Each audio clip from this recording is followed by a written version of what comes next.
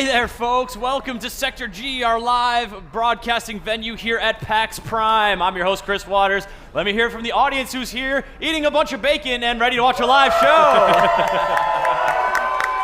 That was way loud. I'm impressed. That was way louder than I expected. You guys are great. Joining me on the couch here, we got Justin Haywald and Peter Brown. Hi, guys. We're big fans of bacon. Buddy. Big fans of bacon? Yeah. I'm more of a sausage man. You're more of a sausage man? Definitely more of a sausage man. We can tell that by looking at you, Peter. So we're going to kick off the show today. PAX Prime usually not a place where like a whole ton of news comes out, but lo and behold, on Friday, Nintendo, was it a Nintendo Direct? Yeah, they so always do the Nintendo Direct stuff. It was a Nintendo Direct. It's not related to PAX at all. This came out before PAX, really, and this is a Japan-only event where they announced a new 3DS. A new 3DS. And it's literally called New 3DS. No, it's not. It is. That's it? There's no letters after it or anything? No, there are letters. So you can get a standard new 3DS or the new 3DS. Over there, the XL is called the LL. And so you can get the new 3DS LL. And it has some extra buttons. Extra buttons? Yeah, 2 extra shoulder buttons going to be on this thing. It has an extra analog nub. Oh, okay. And you say nub, does that mean it's different from the sort of pad? It's like, yeah, it literally is like a little rubber nub that's probably going to fit in the center of your thumb, and that's about it. You're One just of going those to lord things over that used to be in like laptops? Yeah, like on your old laptop. Yeah. And it's something that's made for the dual stick games that need that dual analog control, and one of them is Xenoblade. Yeah, that the Wii U game from Monolith. Oh yeah. It's going to get ported, and it's only going to work on the new 3DS. And for Japan, they're going to get that really soon. It's coming out in October. America and the UK, maybe in 2015. Maybe sometime in the future. Well, they're probably going to see how well it does over there. Just okay. See what kind of reception something like that gets. But it does have a faster processor. It's supposed to have better 3D from what we've been told. Where when you're holding your 3DS now, you have to like get that perfect angle, and then if you move your head slightly, you just get a massive headache. This one's supposed to just get that 3D effect no matter how you're holding it. Oh, really? A little bit more we flexibility. We haven't seen it yet, but. Xenoblade, that was a huge RPG for me, and people loved that one. It was definitely beloved in the GameSpot office. You think that seems like a great thing to have on a portable handheld. I mean, it's Monster Hunter has thrived on handhelds as well. I prefer those longer experiences on a handheld, something that you can take with you, that you don't have to worry about sitting in front of your TV for hours and hours. Well, and the game is designed for it too. It has so many side quests. I want to say like a few hundred. And all of those will last you just about a few minutes, right? So you could just imagine playing one of those on the go, you're done, come back later. Close the shell. You're good. Well, yeah. And one of the other reasons that they're going through this redesign is because you have those amiibo figures that are coming out really soon. Yes. And this one's going to have a built-in NFC reader. So right now for the regular 3DS, there's going to be an adapter that you'll be able to get in the US. And if you get one of the amiibos, I think it only works for Smash Brothers so far, you get the adapter and you'll be able to use it. But in Japan, you'll have a system that you just place it onto and it'll work right away. Have the amiibos started rolling out yet? When do they release? Because we've been hearing about them for a while. The release date right now is like tentative on Amazon. It's December 31st, 2014. So basically, no one knows yet. Yeah, it's going to be not sometime this year. No, I think it's it'll be possible. this year. Oh, really? Yeah, we're just not positive when. All right. Are you guys? So amiibos are the little figurines, but they didn't talk too much about amiibos at the NFC event, but they did talk about a couple other games, right? Well, so we have some games on the show floor, just like any other. Any of these other shows. We have a lot of E3 stuff, a lot of Gamescom stuff, and if you're on the show floor, everyone is playing Smash Brothers. That is, one of the most exciting games to play. But there's some other things to check out, and one of those is Hyrule Warriors. Hyrule Warriors, yeah, they have a bunch of kiosks to play there. Has anybody here played Hyrule Warriors yet? That guy has. All right. 2 guys. What about Smash Brothers for the Wii U? You guys tried that out? Yeah. More people. A little bit more popular. So to be completely honest, I hate Warriors games. When I used to be a reviews editor, and the Warriors games were the things that we gave people as punishment. Really? To review them. You were like vindictively like, listen, man, your last assignment was late. Like you messed up. You know what's going to happen. It's in your code of conduct. You have to review the next Warriors game. It's Warriors time. But I'm actually a little bit more sold on this because it does have that whole Zelda trapping. And the thing that we got to do in this time, as you can see on the screen, was we got to play around with Ganon. And this was a free play mode. It's not necessarily a part of the story like this because you might see Link running around with you in some of these other sections. But you'll be able to go back to stages that you already beat, and once you unlock some of these characters, and one of them being Ganon, you can play through the game with him. And take on a giant purple plant that barfs plants and is called Manhandia. Manhandla? Hey, anyways. So you got a chance to play it.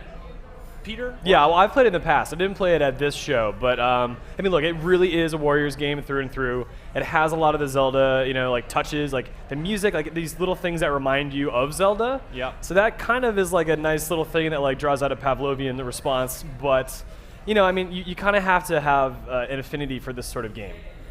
This sort of game being like, I'm a powerful hero pitted against endless hordes of enemies. I can just shred through them pretty easily. Their AI, for the most part. the That's AI a really isn't nice really way there. of saying button masher. Yeah. Sure. I like to use more words when less will do fine. It's an interesting experiment, though, because Nintendo is not usually one to sort of lend out its properties. It's tried it in the past, but working with Koei is definitely unusual. But those games are really, really popular in Japan. It's something we're probably going to see a lot more of. These brands going out to maybe be worked on by some other developers. Yeah. Well, we certainly saw it last week with the announcement of Pokken. Pokken? Yep. How do you Pokken pronounce Tournament, which is Tekken plus Pokemon, so Pokken. that? I assume. No comment. But to be clear, there are no Tekken characters. It's not going to play exactly like Tekken, but it's made by the same team, run by the same director, Katsuhira Harada, and it's hitting Japanese arcades first, which is a really interesting thing. Nintendo rarely dabbles in arcades these days. I think maybe once in a while there's a Mario Kart or an F-Zero game, but it's super rare, so it's interesting. And that's, you play as the Pokemon in a fighting game, but Yeah. that was, no one's gotten their hands on that yet. They just announced it Yeah. recently. No, it's only announced, and we're assuming it's probably only going to be fighting type Pokemon. You're not necessarily going to be able to be Pikachu. Nope, they said that's not true. Oh, is it now? Yep. You get to be Pikachu. Good job, like newsman. like a big muscly Pikachu. Yeah, no, honestly, it's not just the fighting type Pokemon. That's what they showed off, probably just to give people a real sense for what the action's going to be like. But they were on record saying that no, we're going to be expanding just beyond those types. I mean, I can't imagine you would launch a Pokemon fighting game and there would be no Pikachu. Yeah, I think it'll be like 4 Pikachu standing on top of one another. like in a trench coat. Yeah. Yeah, Mega Chew. That's what it's called, totally. All right, so this is Hyrule Warriors. That's playable. Is this coming out this year? Or is this? Yeah.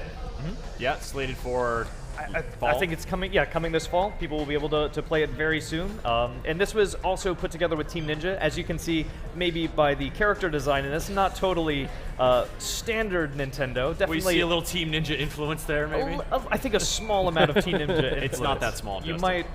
might be able to tell what part they had a hand in influencing there. Not the small parts. But they're, Team Ninja is sort of a combat-focused studio. Yeah. Like they're fighting. I guess they're, would be their contribution. They're as definitely well. known for fighting and for things like Dead or Alive. Yep.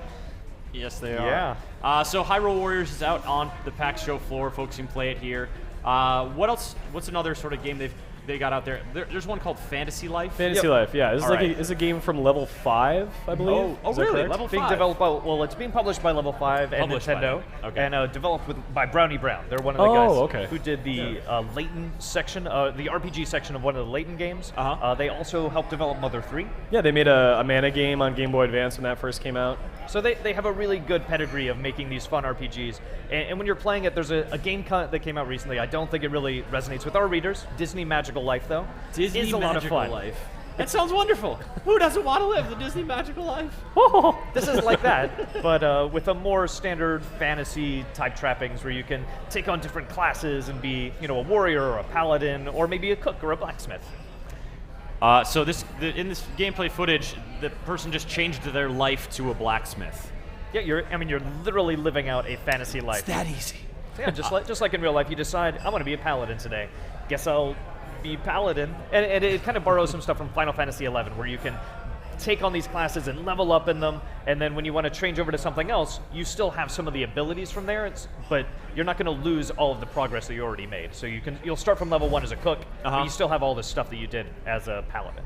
You're not gonna, and then if you choose to be a blacksmith, you're not gonna forget how to make lasagna. Yeah. Right. So is it like Animal Crossing-esque at all in terms of the sort of day-to-day, just doing tasks around town kind of thing, or are there adventures to go on if you're an adventurer?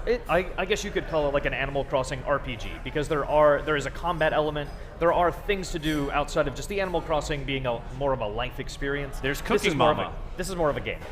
There is a Cooking Mama type aspect where if you're the blacksmith and you're going to make your sword, you do have to do some timing type events to get it just right. And if you do it really well, it'll have like a little star thing that came up with like, oh, you made a really good ladle. Delightful. And then you decorate your home, Peter. I know you're huge on interior design. Oh, don't get me started. So this one, another 3DS game. Is that slated for release this year? Is that recently announced? No, it's not recently announced. This has actually been out in Japan for the last year. I'm really up on my Japanese game releases, as you can tell. But it's something that I think will resonate. We'll find an audience here in the States. It's coming out in October. I'm personally excited. Like, as someone who put hundreds of hours into Animal Crossing, which I probably shouldn't admit out loud, I'm very excited to play this. But probably not a game for everyone. I mean, you can look at it and see, like, oh, it's kind of cartoony. If you're into that kind of collecting and maybe playing with friends and trading stuff. If you're into fun things, maybe you'll like it. Do you like fun? Yeah. I mean, there is the whole not a game for everyone. There's no game that's for everyone. Well, when I say that, Except I mean... for Tetris. If you don't like Tetris, go home and There's and a die. distinct lack of decapitations. There's probably very little blood coming out when you slice through people. You're not allowed to slice through people. No, I mean, it doesn't seem like a real slice through people kind of game. What, we see some mining going on? Yeah. You get to explore caves and forests. That and ore. Lots of enemies and things like that to fight. It's an interesting mix of genres that I think it'll be a lot of fun. Neat. All right, so some Nintendo games on display here. New 3DS coming down the pipe. What do you guys think of sort of Nintendo? What are you looking forward to in the Nintendo verse over the coming months? Like, you down with some Bayonetta 2, or are you looking forward to getting your Smash on? Anything personally exciting for you guys? Well, Smash is of course the dominant game. When you come to something like PAX, even at E3, like just seeing the level of excitement, the number of people just gathered around these stations. It's going to come out on 3DS first, which is not, it's not the best version of the game. Like we're definitely holding out. We're still waiting for that Wii U version, but 3DS is still a lot of fun. I mean, you get around. It's like we get around to play Mario Kart. We get around to play Smash. But I feel like the screen size challenge, you probably want an LL for that one, or XL. Yeah, XL is going to help a lot. And it's just such a wide array of fighters. I know some of them have been leaked. We're not totally sure how much we can trust those reports that have come out, but they look really realistic. And one of those that came out was the Duck Hunt dog. The Duck Hunt dog. And I don't know if this is true or not, but I'm really excited to play as the Duck Hunt dog if this is real, because I heard someone saying, like, he's a dog that you run around and you can throw ducks at people. And I imagine his final smash is going to be like having the reticule on screen and being able to shoot at people. And then at the end, he just comes up and goes, woohoo! But it's such a ridiculous thing. Like, smashes everyone as a around. kid, like, Smash Brothers is a ridiculous game, and like that just cements it. Gloriously ridiculous. What about you, Peter? Anything on your radar? You know what, man? I just want more virtual console games. Nintendo Yeah? did such a good job on the Wii, and like they're kind of getting better at doing it with the 3DS now. The Wii U is still flagging. I just want the entire library back. I know there's a lot of licensing issues, but yeah, I'm a big fan of Nintendo's legacy stuff and the games that were built for their system. So personally speaking, their big stuff is okay. I'm not the biggest Smash fan, but I think, man, if they spent more time on their virtual console, maybe they wouldn't be in so much trouble financially. I'm just saying. You know what? Hey, people love the old Nintendo stuff. Bring it out try it out on the virtual console. Well, and they have the second screen experience with the Wii U controller. It's perfect for that. Like it's a massive screen you can play these old games on. You can What take they anywhere. need to do, they need to integrate these systems together so that if you buy a game on the 3DS, it's going to carry over to the Wii U. You don't have to buy like 3 copies of Mega Man. You know what they might do, and I'm saying this only because it has all the extra buttons and the analog stick. They might phase out the gamepad from the Wii U and make the new XL an optional gamepad. An optional gamepad for the Wii U. I like the way you think. It's got a stronger CPU. It's got more buttons. What more do you need? You just need more buttons. No, but seriously, and it's got like a really nice dock that they were showing as well. If they do that, I'll be really excited about that because I want a Wii U, but I kind of don't like the gamepad in its current iteration. Yep. So it was really funny when they announced it. Peter, I showed Peter as well, and he was like, "Oh, that looks really cool." And then they showed the dock. He was like, "Oh my God, did you see that dock? That is so hot." I'm a sucker for docks. What can I say? I love docking. Docks from Nintendo for the new 3DS. Justin Haywald, Peter Brown, thank you guys so much for chatting a little Nintendo.